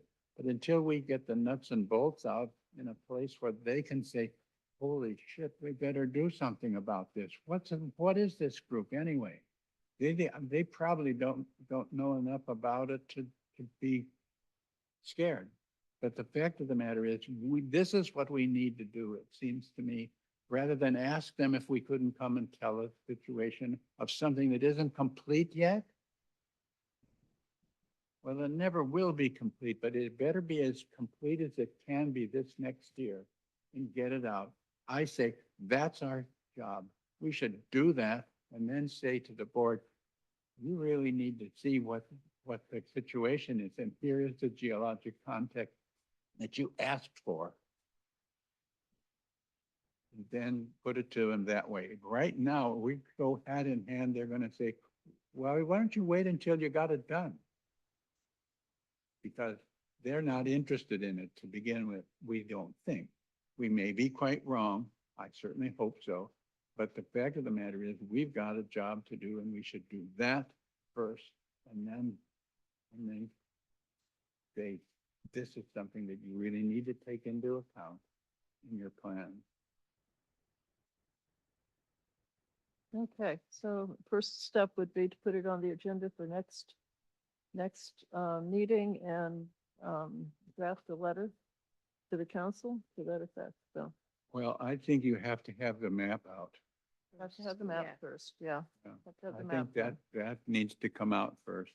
Okay. It may be just me, but I know that in the government, the national government, they want the National Research Council to make all these studies. And most of them don't go anywhere until there's some issue that comes up that required, but then they can go get to it and say, oh, yes, here's something about trucking in the Middle West or whatever the heck they want. But until you really have an issue to decide on, they don't really care what the National Research Council does, but boy, you better have it ready in case they do need it. And that's what we need, are having a map. We should get it ready and get it publishable or whatever we're gonna call So maybe outline the pieces that are missing that need to be it. brought into it. Yeah, well, it'll never be done. It's like I always used to tell people about geologic mapping. You don't just get it done. And I've got Senator, if you had a barn, you painted, would you never paint it again? No, of course they painted. Well, yeah, I said, that's the way it is with geology. Things do change as more understanding, quantitative understanding comes to the problem. And so later stages of maps generally are more accurate and realistic than earlier stages of maps. But- Almost always. It seems to me that there's already sort of updated fire hazard maps, updated flood hazard maps. It's just a matter of getting them and seeing if Yeah. that's the best information available. I mean, we're not going to go out and map the No. floodplain. We're going to compile the best Well, data that we can obtain. presumably our map is compatible with those adapters themselves are more regional. Ours is right here in Elm City. We just want the local area to be so clear.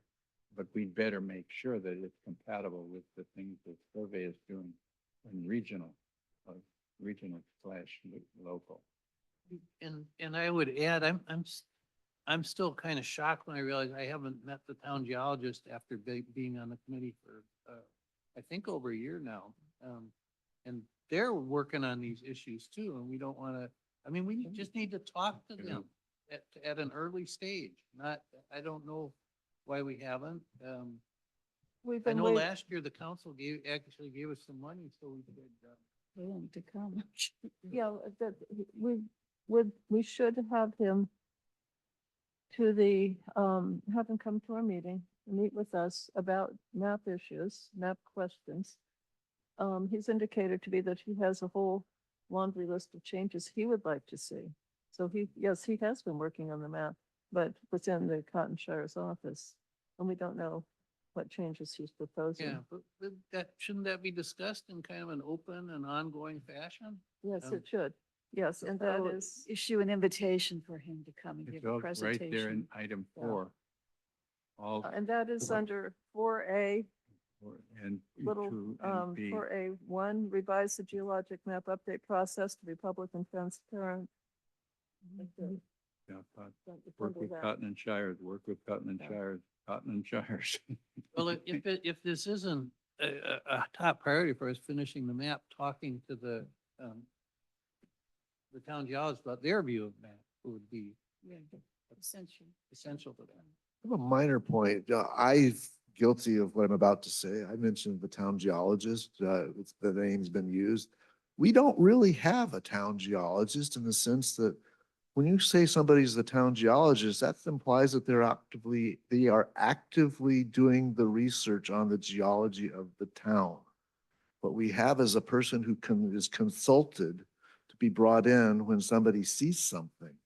But there's no active geology research other than really some of that's happening in people in this room. We have a consulting geologist.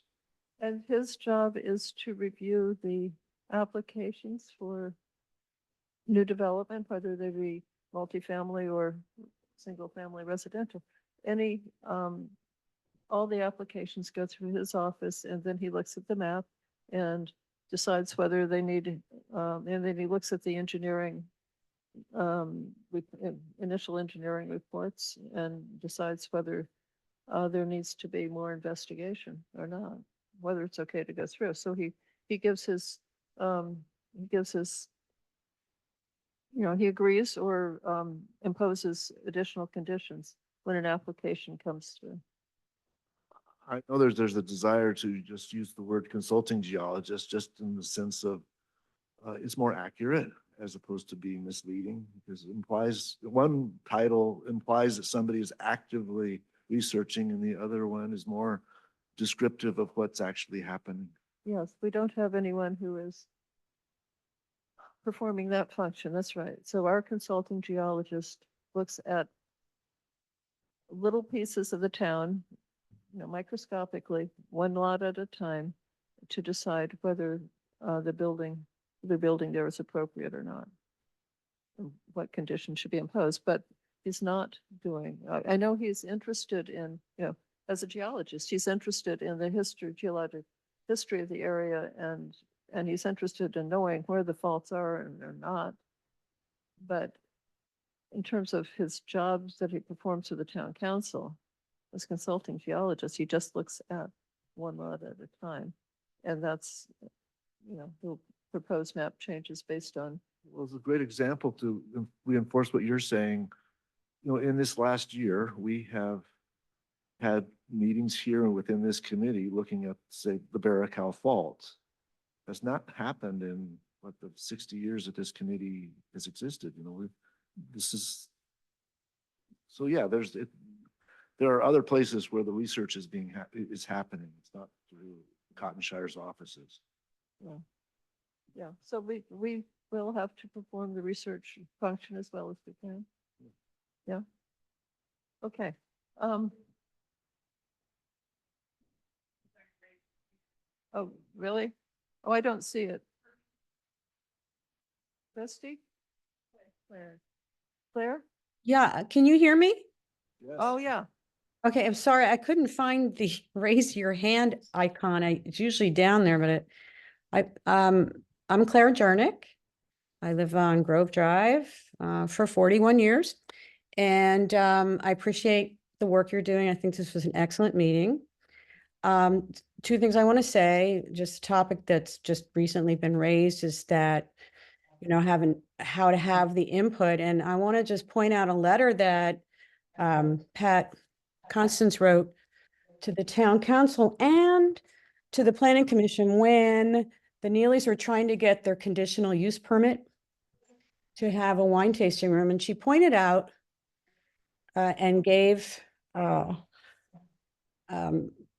like references to the faults that come within 50 feet of those two buildings that were going to have people in them.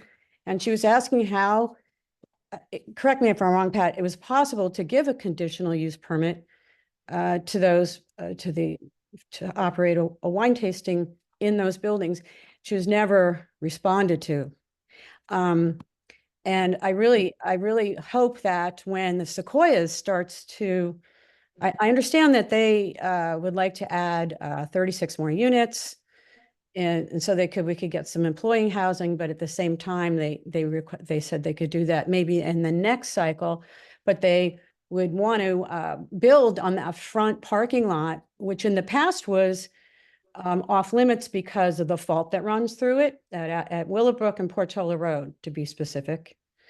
And I just hope that you are successful in being able to have input, because I don't understand how you could put employee housing on top of a fault.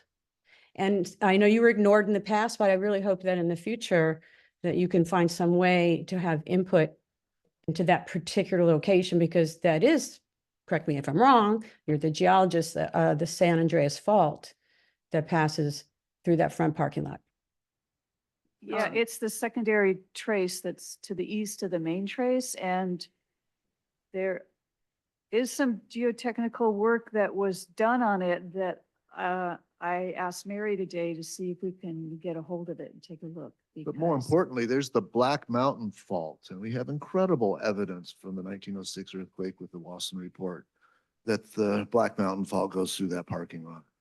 Yeah, and I'm terrified for the people who would, that they would actually get a permit, first of all, to put something there, but what about the people who would live there and not even know they're living on top of that fault? That's extremely dangerous place to put employee housing, if any housing, let alone, the employee housing, because it's supposed to be equitable housing, when you put in your housing, low income is supposed to be as equitable as the regular market housing.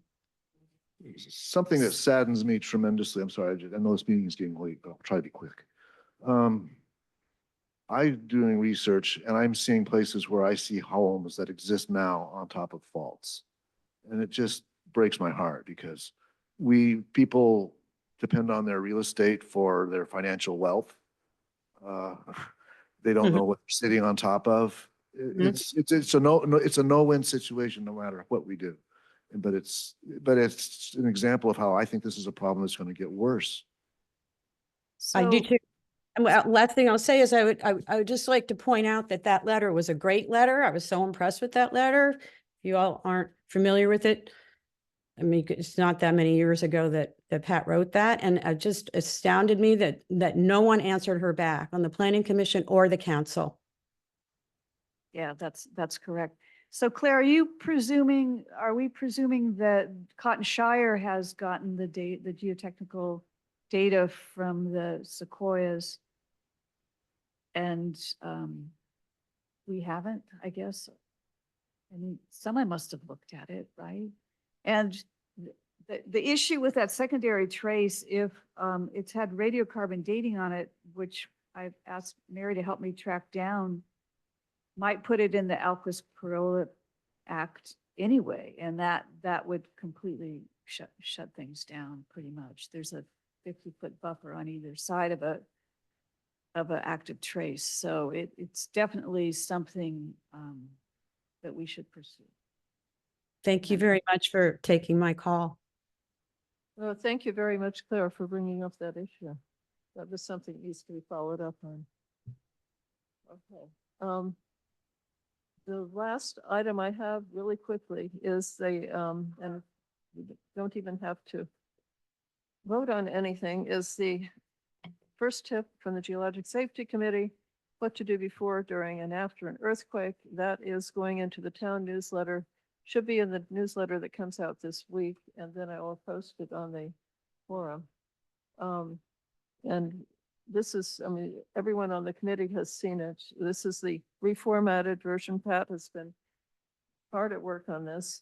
And Bob proposed the bullet points, which I think were tremendous improvement. So thank you, Bob. Yeah, this is Pat's work basically and Bob's improvements. So this will go out. Okay. Great, looks nice. Okay. You know, So thank you very much. I came across, I'll send an email. I came across, there's an app that was developed by someone in Sonoma that lets you in real time track wildfires and what resources are coming to bear. And since the fires in LA that just ballooned, that millions of people have downloaded this app and are using it. And so that might be, in addition to My Shake app for earthquakes, that might be useful for us to let people know about it. Okay. Don't ask me what its name is, I've forgotten. Okay, so should we add My Shake to this? It's already on there. I Is it thought. on here? I'm sorry. Missed it. Is it on here? Well, I put Shake Alert, which gets you to it. Shake Alert, Shake Alert that. So that's the link that gets you to. My Shake. Yeah, did you feel it? It's on there. Okay, all right. That's all I have. I think we're beyond our 2-hour limit. Do I have a motion to adjourn? Seconded? All in favor? Aye. Opposed? We're not going to do a roll call, and thank you, everyone, very much. It's a really interesting meeting. Is the representative from Delwater coming next time? I'm going to, I got her to commit to early this year, so I'm going to contact her now this week. I forgot to thank you